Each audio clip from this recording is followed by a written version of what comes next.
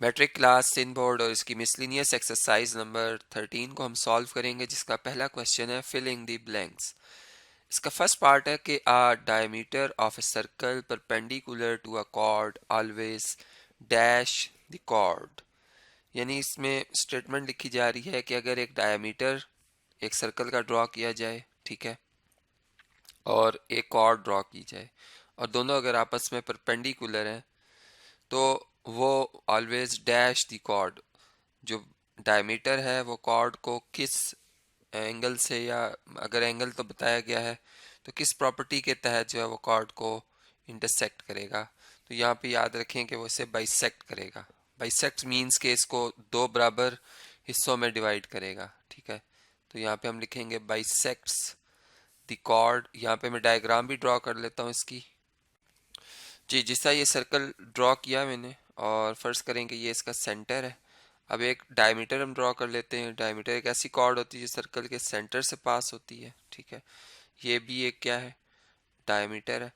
अब अगर हम एक कॉर्ड ड्रॉ करते हैं इस तरीके से कि ये कॉर्ड और डायमीटर आपस में परपेंडिकुलर हो, यानी फ़र्ज़ करो यहाँ से मैं कॉर्ड का इतना सा हिस्सा ड्रॉ करता हूँ, ये एंगल 90 का बन रहा है और इस कॉर्ड को मैं मुकम्मल कर लेता हूँ इस तरह, ठीक है। तो देखें, अब ये कॉर्ड है सी डी जो कि परपेंडिकुलर है इस डायमीटर के साथ। तो अगर मैं इस पॉइंट सी को और डी को कनेक्ट कर देता हूँ यहाँ पर इस तरह से सेंटर ऑफ द सर्कल के साथ, तो देखिए दो ट्राइंगल्स बन जाएंगी और दोनों राइट एंगल ट्राइंगल्स बनेंगी। और दोनों की जो ये साइड है ओ सी, ये दोनों radii of the same circle है, ठीक है। और ये एंगल दोनों में कॉन्ग्रेंट, और ये साइड जो है ओ, और इसको हम ई कह देते हैं, ये आपस में कॉमन है। तो ये दोनों ट्राइंगल्स एच एस पास्टुलेट की बेस पे क्या होंगी, कॉन्ग्रेंट होंगी। और जब ये कॉन्ग्रेंट होंगी तो इनकी ये वाली साइड आपस में कॉन्ग्रेंट होगी, यानी सी ई और ई डी आपस में कॉन्ग्रेंट होंगे। तो it's mean K E is the mid point of C D. तो इसका मतलब डायमीटर ने इस कॉर्ड को बाइसेक्ट किया। तो मेरी ये बात आपको क्लियर होगी। अब नेक्स्ट पार्ट जो है वो मैं आपसे डिस्कस करता हूँ। जी, नेक्स्ट स्टेटमेंट है कि if a diameter bisect chord it is dash to the chord. Again हम इसमें डायग्राम बनाते हैं सर्कल की, ठीक है। इस बात को अंडरस्टैंड करते हैं कि अगर एक सर्कल है और फर्ज करें ये इसका सेंटर मैंने ड्रॉ किया है। अब डायमीटर जो है वो बाइसेक्ट कर रहा है कॉर्ड को। यहाँ पर सिचुएशन ये है कि ये डायमीटर है और ग्रीन कलर में मैं यहाँ पर ड्रॉ कर लेता हूँ कॉर्ड को इस तरह से। ये कॉर्ड है जो कि इसे बाइसेक्ट कर रही है, यानी ई जो इसका है मिड पॉइंट है इस सी डी कॉर्ड का, जबकि ए बी जो है ये डायमीटर है। तो देखें, इससे इस केस में भी क्या होगा, अगर मैं सी को इस ओ मिड सर्कल के जो सेंटर है उससे ज्वाइन कर लेता हूँ रो को डी से, तो दो कॉन्ग्रेंट ट्राइंगल्स बन जाती हैं। कैसे दो कॉन्ग्रेंट ट्राइंगल्स बन जाती हैं कि इसमें जो सी से ई साइड है वो कॉन्ग्रेंट है ई से डी के, और O C is congruent to O D radii the same circle, और ये वाली साइड दोनों ट्राइंगल की कॉमन है बन, यानी by side side side postulate ये दोनों ट्राइंगल्स कॉन्ग्रेंट। तो फिर इनके ऑल कॉरस्पॉन्डिंग एंगल्स कॉन्ग्रेंट होंगे। ये एंगल जितना बन रहा है उतना ही ये एंगल बनेगा। और चूंकि इन दोनों का सम 180 है, इसका मतलब ये दोनों एंगल आपस में बराबर भी हैं, और सम 180 इसका मतलब दोनों 90 के हैं। तो इसका मतलब कि ये 90 का एंगल बना रही है कॉर्ड और डायमीटर आपस में। तो फिर इसका मतलब हम यहाँ पे लिखेंगे it is perpendicular to the chord. It is perpendicular perpendicular to the chord. तो इसी के से ये सेकंड स्टेटमेंट को भी हम अंडरस्टैंड कर सकते हैं। जी, थर्ड पार्ट है इसका, इसको हम समझते हैं कि two congruent chords of a circle are dash from the centre of the circle. यानी दो कॉन्ग्रुएंट जो कॉर्ड्स होती हैं एक ही सर्कल की, उनका फासला सर्कल के सेंटर से क्या होता है, हमेशा बराबर होता है, ठीक है। इक्वी डिस्टेंस लिखेंगे यहाँ पर, इक्वी डिस्टेंट, डिस्टेंट, ठीक है। इस बात को अब हम समझ भी लेते हैं कि ये इक्वी डिस्टेंट क्यों है। इसके लिए अगर फर्ज करें ये सर्कल है, इस पे मैं दो कॉर्ड ड्रॉ करता हूँ जो कि कॉन्ग्रुएंट है। फर्ज करें कि एक कॉर्ड ये मैंने ड्रॉ की है, और इसी तरह एक कॉर्ड और ड्रॉ कर लेता हूँ यहाँ पे, ये फर्ज कर लें। अब ये दोनों कॉर्ड्स आपस में कॉन्ग्रुएंट हैं, इसको हम कह देते हैं ए बी कॉर्ड, इसको कह देते हैं सी डी कॉर्ड, और ये सर्कल का फर्ज फर्ज कर लेते हैं सेंटर है, ठीक है। अब अगर हम ये प्रूव करने जा रहे हैं कि सेंटर से इनका फासला इक्वल है तो यहाँ से हमें परपेंडिकुलर थ्रो करना होगा इस कॉर्ड पे भी और इस कॉर्ड पे भी, इस तरीके से कि यहाँ पर 90 का एंगल बनेगा। ठीक है, डिस्टेंस लेने के लिए किसी भी पॉइंट का किसी भी लाइन से परपेंडिकुलर थ्रो किया जाता है।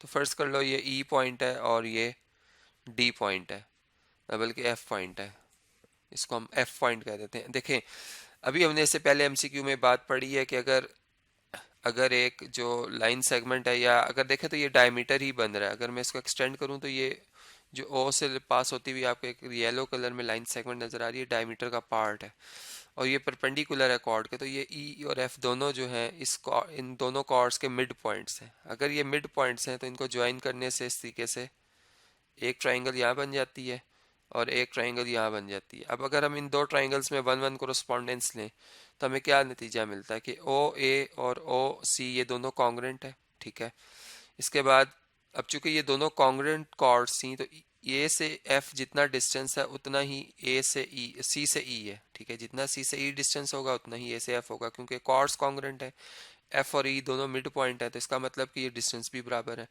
तो देखिए यहाँ पर by side H S postulate ये दोनों ट्राइंगल्स कॉन्ग्रेंट हो जाएंगी। जब दो ट्राइंगल्स कॉन्ग्रेंट होती हैं तो उनके ऑल कोरस्पॉन्डिंग साइड्स कॉन्ग्रेंट है। इसका मतलब ओ से लेकर एफ तक जितना डिस्टेंस है उतना ही ओ से लेकर ई तक है। इट्स मीन कि ये दोनों जो है सेंटर ऑफ द सर्कल से जो कॉर्ड्स हैं इक्वी डिस्टेंट पर है। तो ये बात क्लियर भी हो जाती है यहाँ हमें। अब नेक्स्ट पार्ट जो आ रहा है वो आपसे डिस्कस करता हूँ जी। नेक्स्ट पार्ट है कि if two chords of a circle are equidistant from the centre of a circle they are dash. अब जो है स्टेटमेंट वो कन्वर्स है जो कि अभी हमने इससे पहले क्वेश्चन किया उससे। इसमें वो कह रहे हैं कि अगर दो कॉर्ड्स जो हैं वो इक्वी डिस्टेंट है सेंटर से, उनका फासला अगर सर्कल के एक ही सर्कल के सेंटर से उन दोनों कॉर्ड्स का अगर फासला बराबर होगा तो वो दोनों कॉर्ड्स क्या होंगी आपस में, दे आर कॉन्ग्रेंट। याद रखें कि वो कॉन्ग्रेंट होंगी और ये बात भी हम वेरीफाई कर सकते हैं। ठीक है, इस बात को समझने के लिए हम एक सर्कल मैंने ड्रॉ किया है, इस पे हम मतलब जो है इस तरीके से मैं एक डिस्टेंस के हवाले से बात कर रहा हूँ कि ये मैंने एक कॉर्ड ड्रॉ की। ठीक है, और ये उसका डिस्टेंस मैंने लिया। ये फर्ज कर लें कि कॉर्ड ए बी है, ये ई इसका पॉइंट है और ये डिस्टेंस जो है ओ से लेकर ई तक जितना बन रहा है उतना ही डिस्टेंस अब हम एक और कॉर्ड से लेंगे, इतना ही इसके बराबर डिस्टेंस रख रहा हूँ मैं। ठीक है, फर्ज करें ये है। अब यहाँ पर एक कॉर्ड ड्रॉ कर लेते हैं इस तरह से कि कॉन्ग्रेंट बने, मतलब डिस्टेंस बराबर है और परपेंडिकुलर थ्रो किया गया है। ठीक है, इस तरह कि ये 90 का एंगल बनाया हमने और जितना ये ओ से लेकर ई डिस्टेंस है उतना ही ये ओ से लेकर एफ डिस्टेंस है, ये दोनों आपस में कॉन्ग्रेंट है। और ये कॉर्ड जो है इसको हम सी डी का नाम दे देते हैं। तो देखें इस केस में अब हम ये जो हमने कहा है कि ये कॉर्ड्स कॉन्ग्रेंट होंगी, ये कैसे वेरीफाई होगा रिजल्ट। इसके लिए अगर मैं ओ को बी से ज्वाइन कर लेता हूँ और इधर से ओ को सी से, तो देखें दो ट्राइंगल्स बन रही हैं। एक ट्राइंगल ये बन गई है, ठीक है, एक ट्राइंगल यहाँ बन गई है। अब इन ट्राइंगल में क्या करस्पॉन्डेंस ली जा सकती है या क्या रिजल्ट हम ला सकते हैं। देखें इनकी ये दोनों साइड्स कॉन्ग्रेंट है, ओ एफ एंड ओ ई ये आपस में कॉन्ग्रेंट है। ठीक है, इसके अलावा ये एंगल 90 का दोनों ट्राइंगल्स के अंदर बन रहा है। ठीक है, और इसके अलावा ओ से लेकर सी तक ये रेडियस रेडियस है सर्कल का जो कि ओ से लेकर बी के बराबर होगा, ये भी रेडियस है सर्कल का आर। तो 90 डिग्री के सामने वाली साइड होती है हाइपोटेन्यूज, हाइपोटेन्यूज और एक साइड दोनों ट्राइंगल्स की, दोनों राइट एंगल ट्राइंगल्स की कॉन्ग्रेंट है। बाय एच एस पासुलेट ये दोनों ट्राइंगल्स कॉन्ग्रेंट है। जब ट्राइंगल्स कॉन्ग्रेंट होती है तो उनके ऑल कोरस्पॉन्डिंग साइड्स कॉन्ग्रेंट होते हैं। इट्स मीन के सी से लेकर एफ तक जितना डिस्टेंस है उतना ही सी से लेकर सॉरी बी से लेकर ई तक बराबर है, यानी सी एफ और बी ई ये आपस में कॉन्ग्रेंट है। अब आप ये देखें कि ई जो है उन दोनों का मिड पॉइंट है, क्योंकि हमने बात पढ़ रखी है कि सेंटर से ओरिजिनेट होने वाली लाइन सेगमेंट हमें, और अगर वो परपेंडिकुलर होगी कॉर्ड को तो वो इसका कॉर्ड को बाइसेक्ट करेगी, यानी इसका उसके मिड पॉइंट से पास करेगी। इट्स मीन के जितना डिस्टेंस सी से एफ है उतना ही एफ से डी है। अगर दोनों को 2 से मल्टीप्लाई कर दिया जाए तो 2 टाइम्स सी एफ जो है वो ए सी डी के बराबर हो जाएगा और 2 टाइम्स ऑफ बी ई को अगर कर दिया जाए तो वो ए बी के बराबर, यानी दोनों कॉर्ड्स बराबर आ रही हैं। तो बात समझ में आती है कि अगर दो कॉर्ड्स जो है उनका फासला सेंटर से बराबर होगा तो वो कॉर्ड्स भी आपस में कॉन्ग्रुएंट होंगी और वो बात यहाँ से हमें वेरीफाई हो जाती है। जी, फिफ्थ पार्ट है।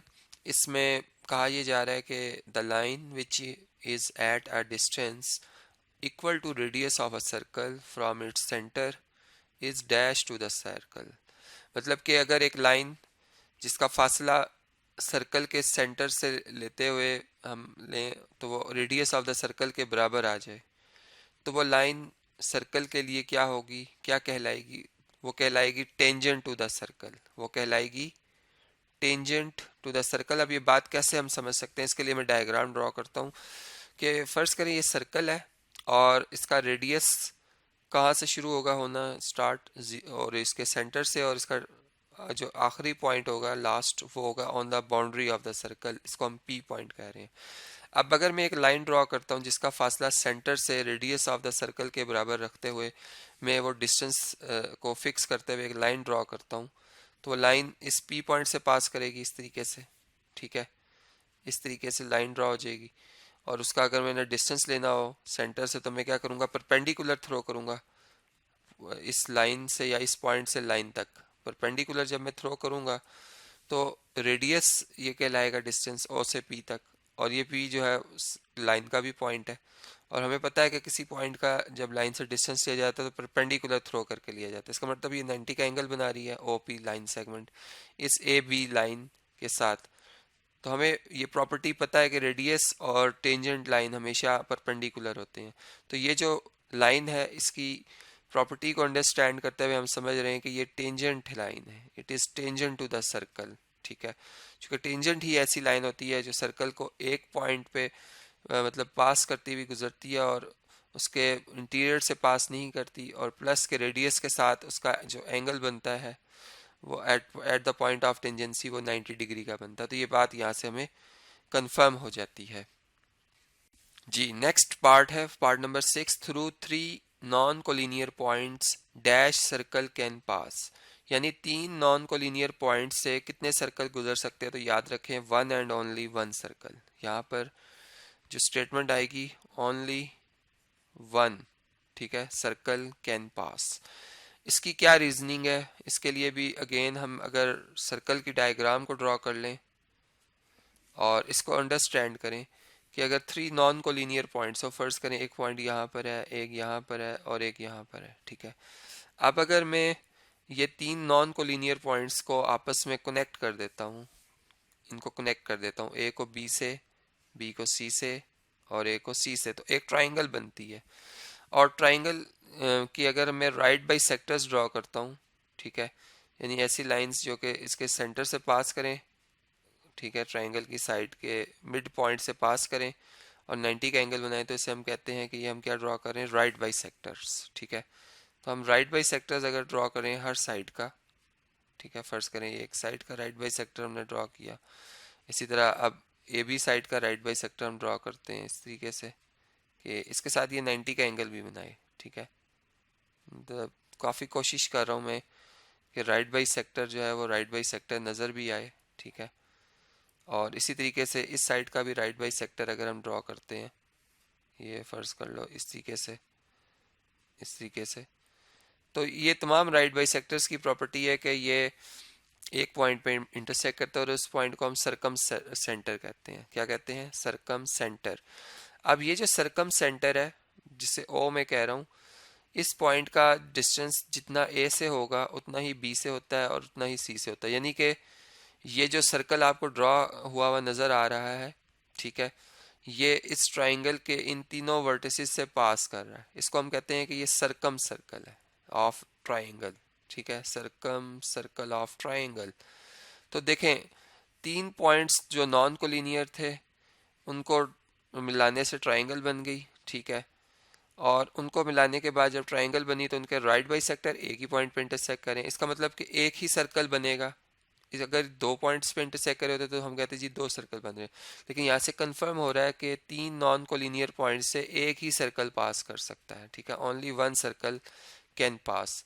तो इसी के से ये रिजल्ट जो है वो हम अंडरस्टैंड कर सकते हैं। अब इस वीडियो को मैं कंटिन्यू कर रहा हूँ नेक्स्ट वीडियो में, जिसमें मैं आप इसी एक्सरसाइज के जो नेक्स्ट एमसीक्यूज आ रहे हैं वो आपसे एक एक करके डिस्कस करूँगा।